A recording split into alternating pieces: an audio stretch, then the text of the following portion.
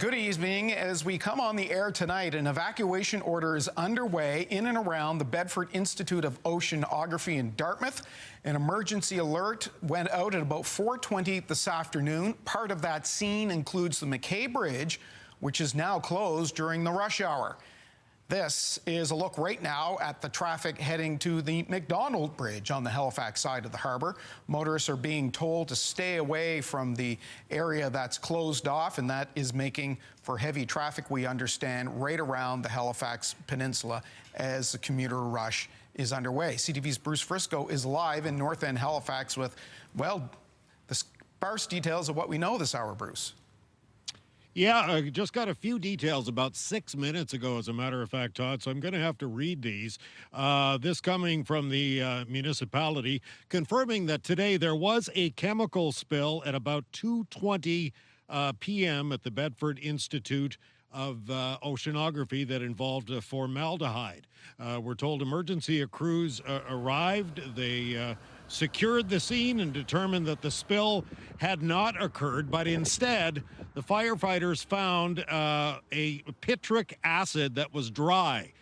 In the dry state, this chemical is said to be highly explosive, thus the evacuation order that you mentioned. Due to the quantity and state of the chemical, the recommended evacuation area was established. That included a portion of the MacKay Bridge, which I am seeing some traffic going over it now. I'm unclear whether it's actually reopened or whether these are emergency vehicles that are traveling over the bridge as we speak. Again, an earlier social media post that I saw from the city indicated that the bridge was going to remain closed until at least 8 p.m. I haven't seen that repeated anywhere yet.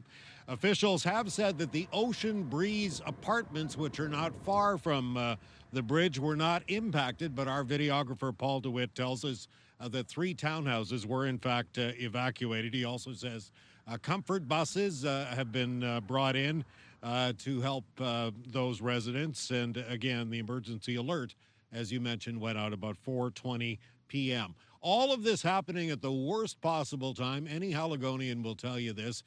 Rush hour traffic is kind of a guessing game at the absolute best of times. To have something like this happen, one of the 2 major bridges closing just going into rush hour, creating all kinds of issues. And we're dealing with this on what has been the coldest night of the year so far, Todd. We'll keep you updated all evening. Yeah, very good point. We can see the lights. That is the MacKay Bridge behind you there, and we can see some lights moving back and forth. But again, as you point out, we don't know if those are emergency vehicles, if those are crews, or if that is, in fact, the resumption of traffic.